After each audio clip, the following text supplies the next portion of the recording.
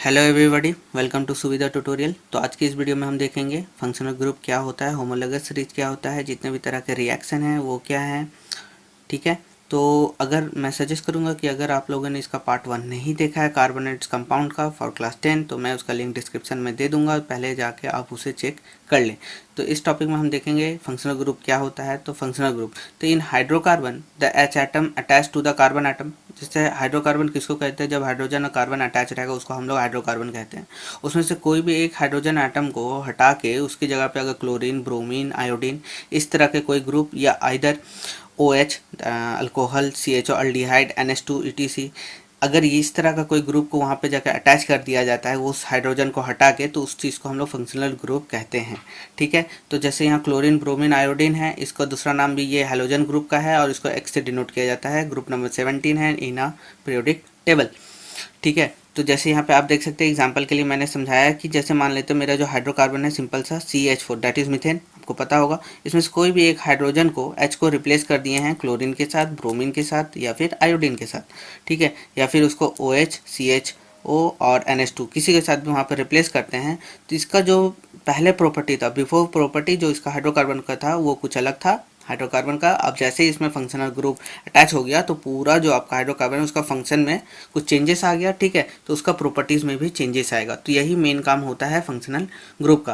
तो इसको हम लोग इससे भी समझ सकते हैं कि एन एटम और the group of atom which is largely determine the properties of a particular family of a organic compound that is known as the functional group. Okay, यहाँ पे जैसे आप एग्जांपल देख सकते हैं, जैसे ये इथेन का एग्जांपल है C2H6। तो यहाँ पे C2H6 मैंने बात कर रहा हूँ, तो यहाँ पे C2 तो C1 C2, H1 H2 H3 H4 H5 और H6, जो मतलब यहाँ पे जो छठा हाइड्रोजन होना चाहिए था उसको मैंने रिप्लेस कर दिया OH के साथ, जो कि OH क्या है आपका यहाँ पे अल्कोहल है, वो मैं बाद में बताऊंगा। ठीक है, तो जैसे यहाँ पे भी देख सकते हैं, अब मीथेन था उसमें भी एक H को मैंने रिप्लेस करके यहाँ पे फंक्शनल ग्रुप डाल दिया। तो ये एग्जांपल हो गया आपका फंक्शनल ग्रुप किस तरह से अटैच हो सकता है एक हाइड्रोकार्बन से। ठीक है, तो यहाँ क्या होता है, हाइड्रोजन को रिप्लेस किया जाता है। ओके, अब कितने तरह के फैमिली फंक्शनल ग्रुप होते हैं, फैमिली क्या है और उसको रिप्रेजेंट कैसे करते हैं। जैसे आप यहाँ पे देख सकते हैं कि डैश और OH मैं लिख रहा हूँ, तो उसका जो फैमिली नेम है एक्चुअल में वो अल्कोहल है। ठीक है, और उसको ROH, ये जो R है, ये R मतलब क्या है, तो ये R मतलब है मिथाइल ग्रुप अटैच हो सकता है, ये मैं फिर बताऊंगा। ओके, CHO, देखो ये जो CHO है इसको अगर सिंपली लिखा जाता है, ठीक है, ये वाला जो है अल्डिहाइड ग्रुप उसको ऐसे भी लिखा जाता है CHO। तो इसको जब ओपन किया जाता है तो कार्बन के ऊपर डबल बॉन्ड O और यहाँ पे H रहता है, तो इसको CHO कहते हैं, दैट इज अल्डिहाइड।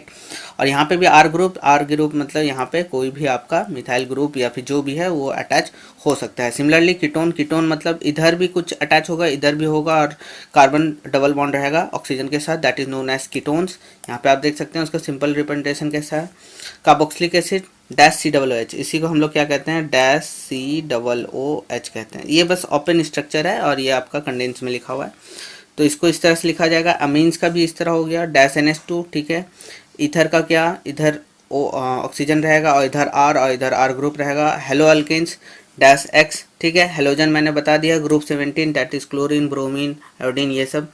तो यहाँ पे R कोई भी ग्रुप लग सकता है, जैसे कि यहाँ पे मैं बता रहा था कि CH4 रहेगा तो वहाँ पे क्लोरीन किस तरह से रिप्लेस हो जाएगा। ओके, अगर आपका कोई भी डाउट होगा तो आप पूछ सकते हैं। यहाँ पे आप देख सकते हैं NO2 जो नाइट्रो है, तो ये नाइट्रो अल्केन्स है, तो RNO2 लगा दिया है। अब इसमें क्या क्या याद रखा जाए, कुछ इंपॉर्टेंट पॉइंट्स जो है, तो these are known as alkyl group.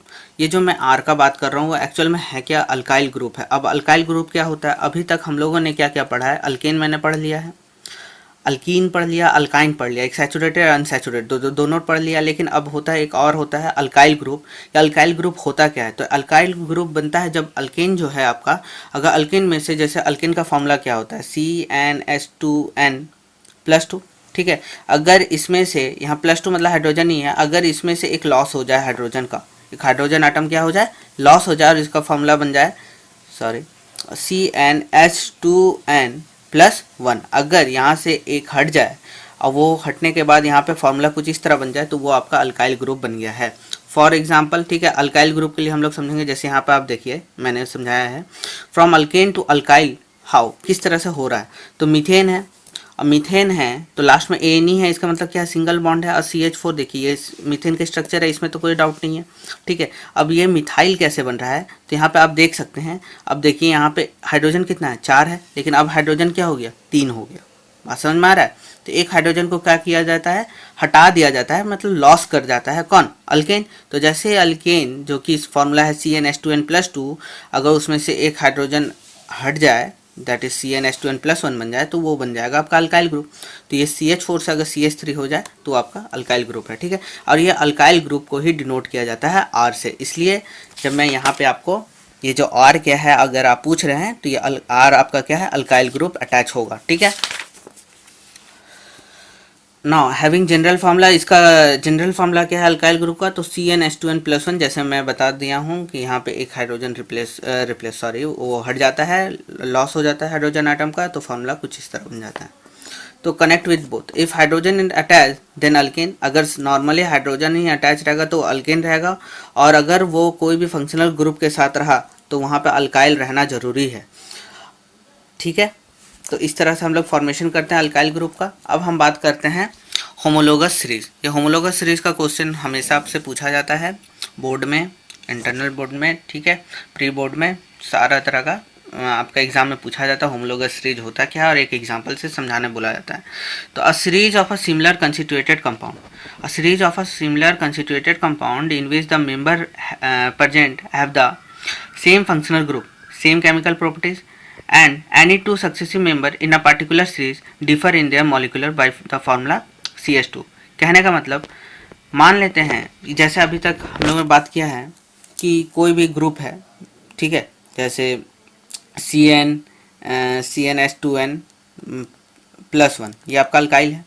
अब यहाँ पे क्या होगा, ये इसलिए बना है ताकि इसमें कोई ग्रुप अटैच हो सके, ठीक है, मिथाइल अल्कोहल या फिर जो भी है, इस तरह आप बना सकते हैं।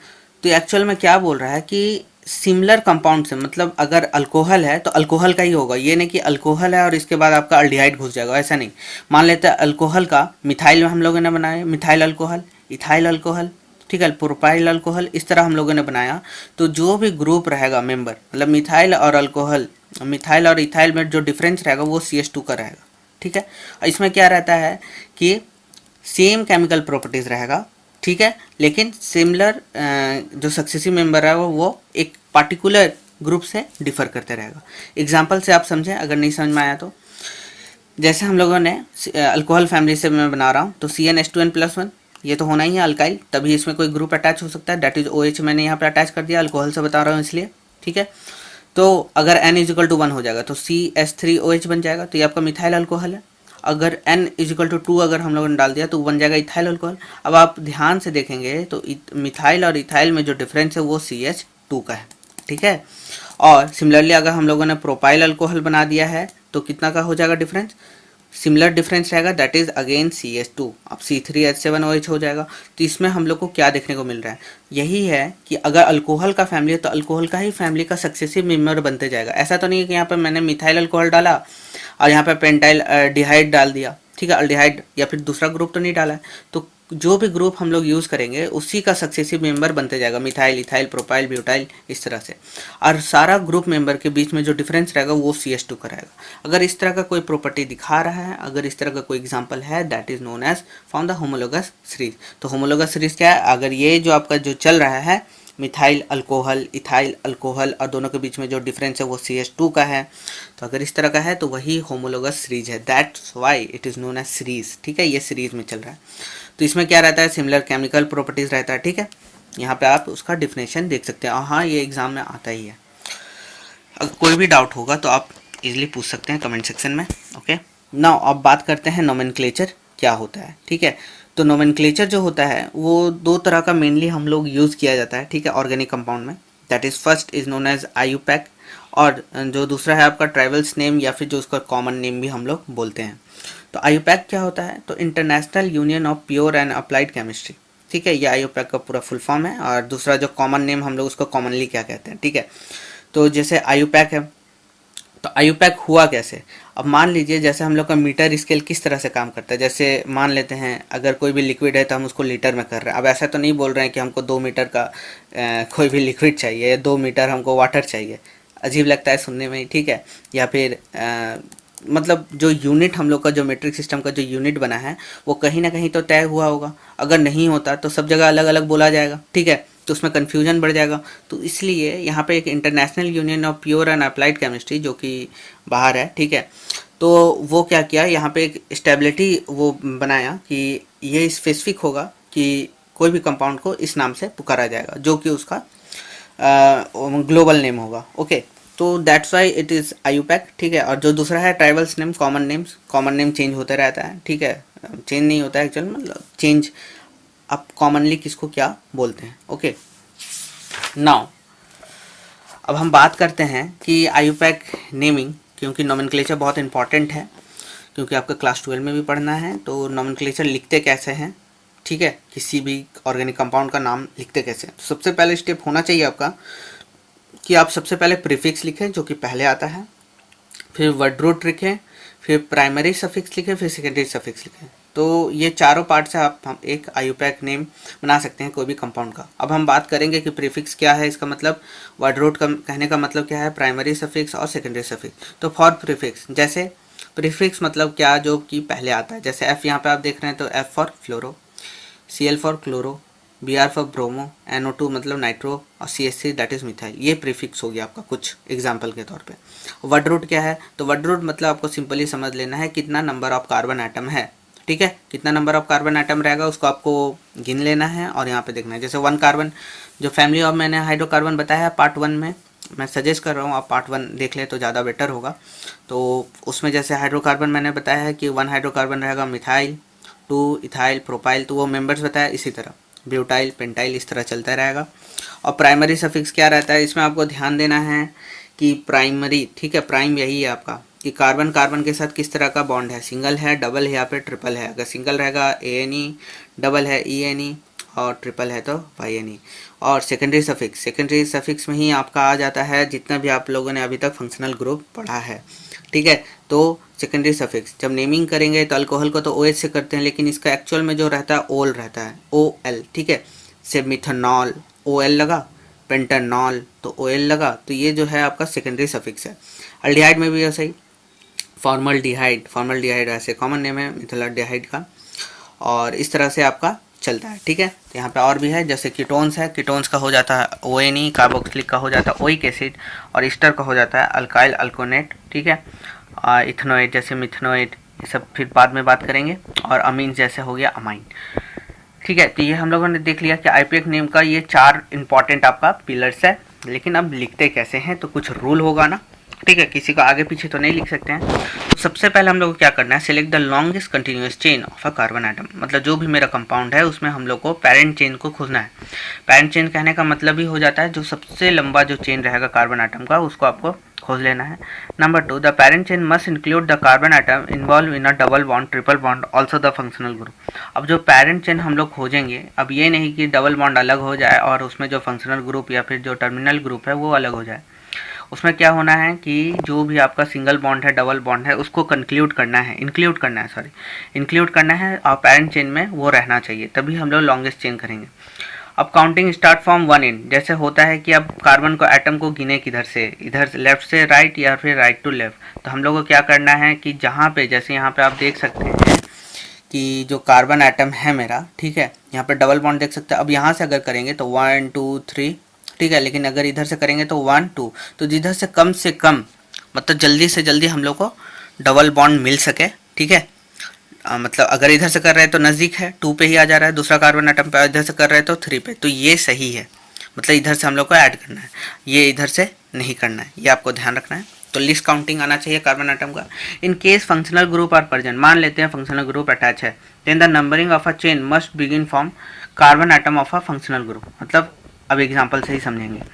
जैसे यहाँ पे आप एग्जाम्पल देख सकते हैं, अब यहाँ पे क्या हुआ कि यहाँ पे आपका फंक्शनल ग्रुप अटैच है, ओके।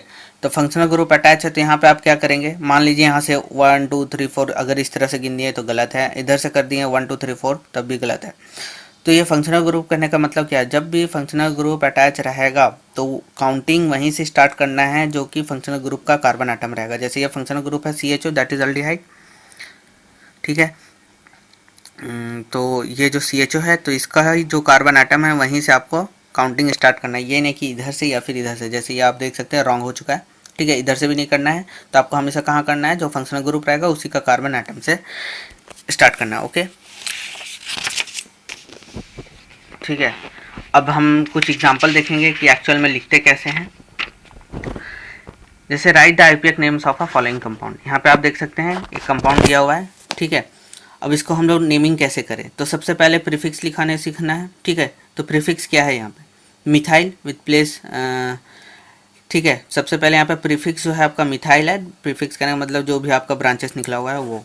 तो यहाँ पे मिथाइल आपको दिख रहा है, ठीक है। यहाँ पे सेकंड नंबर कार्बन आइटम पे है, तो ये भी मेंशन करना पड़ेगा कि वो किस कार्बन आइटम पे आपका जो ब्रांच है वो निकला हुआ है। जैसे यहाँ पे कार्बन नंबर 2 पे निकला हुआ है। अब इधर से काउंटिंग नहीं करना है, आपको पता होना चाहिए, क्योंकि इधर से टर्मिनल ग्रुप या फिर जो भी मेरा ब्रांचेस वो नज़दीक रहेगा उधर से काउंटिंग करना है। तो ये सेकेंड नंबर पर है, तो उसको प्लेस भी आपको बताना पड़ेगा, दैट इज़ 2 मिथाइल। ओके, तो 2 हो गया ये प्लेस 1 2, और ये मिथाइल उसके साथ अटैच है, that's why 2 methyl. Okay, now part 2 that is word root. तो यहाँ पे आपको लॉन्गेस्ट चेन आपको ऐड कर लेना है, तो 1 2 3 एंड 4, ठीक है। अब ये तो कोई फंक्शनल ग्रुप है नहीं, ये फंक्शनल ग्रुप नहीं है, इसलिए इसका कार्बन आइटम से नहीं ऐड करेंगे, बल्कि हम लोग कहाँ से ऐड करेंगे, 1 2 3 4 लॉन्गेस्ट चेन को। तो यहाँ नंबर ऑफ कार्बन आइटम क्या है, तो 4 है, तो 4 को क्या लिखते हैं, ब्यूट, ठीक है।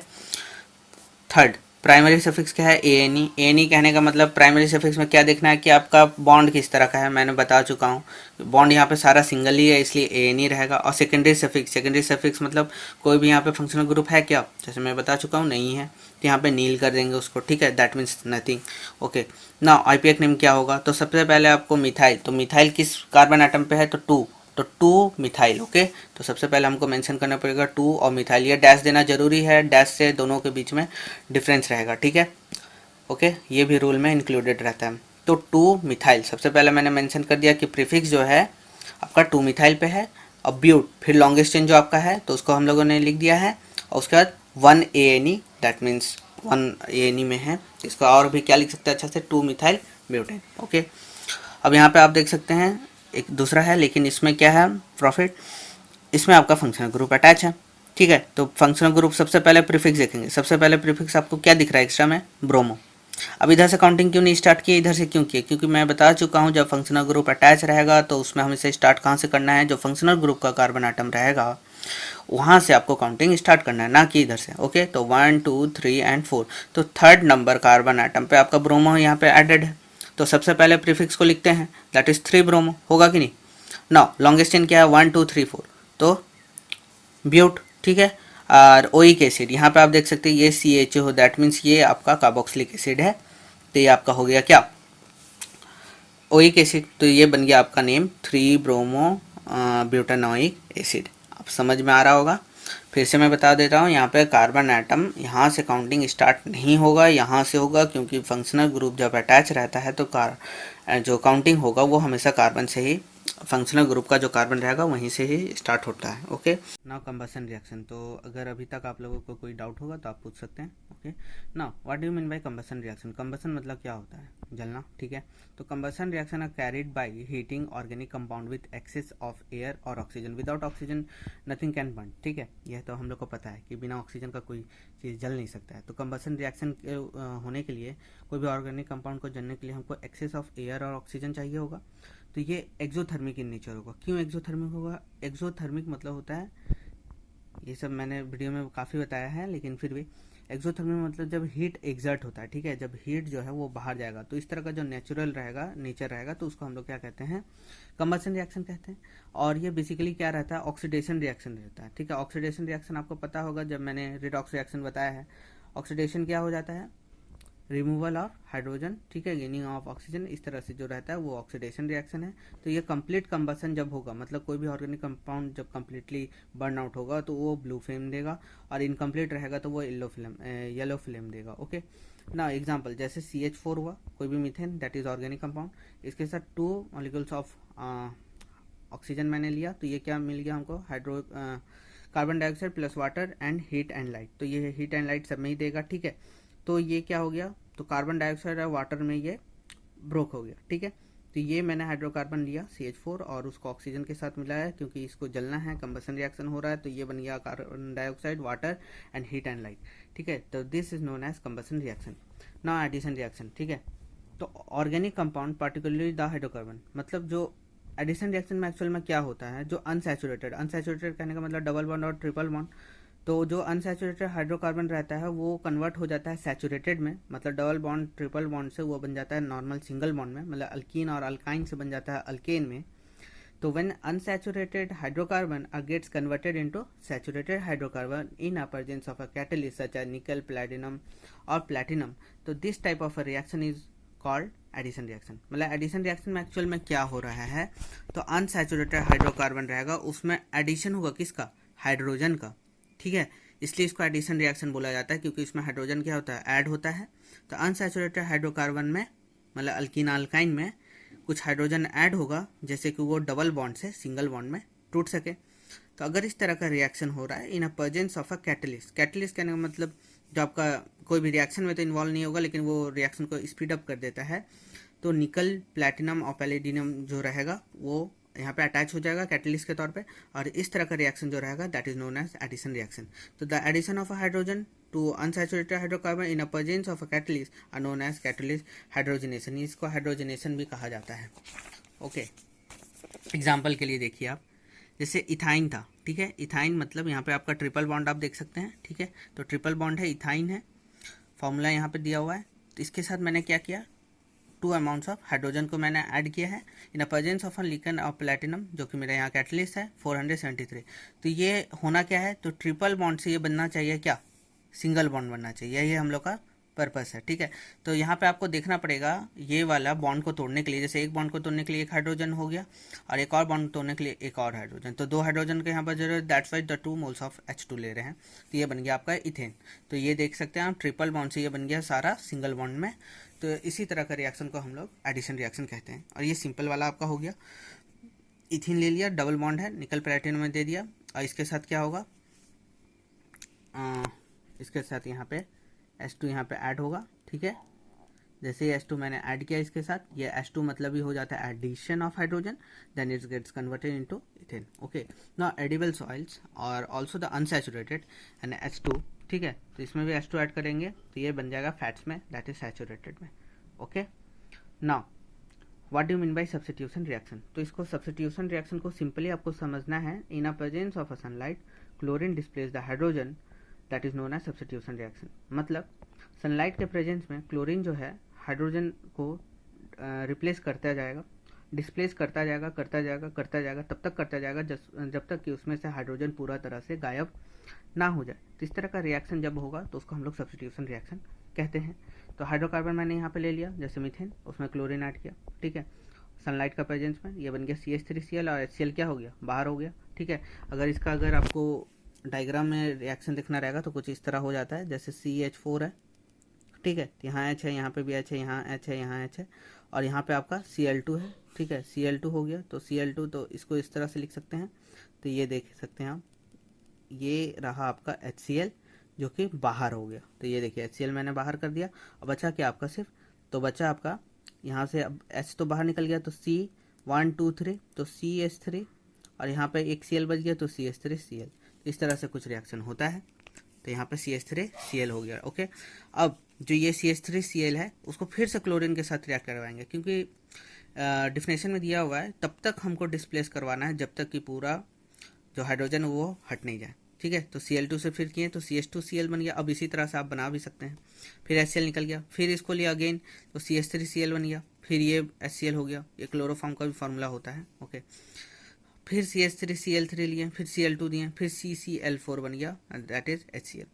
तो इसको फोटोकेमिकल रिएक्शन तभी होगा जब कोई भी सनलाइट का फोटोन्स, सनलाइट से जो फोटोन आता है, या फिर जब भी सनलाइट इस तरह का कोई प्रेजेंस हो, तो उस तरह का रिएक्शन को हम लोग फोटोकेमिकल रिएक्शन भी कहते हैं। तो सब्स्टिट्यूशन रिएक्शन आप समझ रहे होंगे कि जब तक सनलाइट है, ठीक है, in presence of a sunlight chlorine displace the hydrogen, यहाँ पे आप देख सकते हो chlorine displace the hydrogen, it forms HCl until the hydrogen is fully displace. तो यहाँ पे आप देख सकते हैं कोई भी हाइड्रोजन नहीं है। तो इस तरह का रिएक्शन जो भी होगा तो वो सब्स्टिट्यूशन रिएक्शन होगा। तो अगर आपको कोई भी डाउट होगा इसके रिगार्डिंग तो आप पूछ सकते हैं, ठीक है। आप इसका पार्ट 1 जरूर देखें, पार्ट 2 भी देखें, और वीडियो पसंद आएगा तो आप इसको लाइक शेयर और सब्सक्राइब कर दें इस चैनल को। Okay, thank you.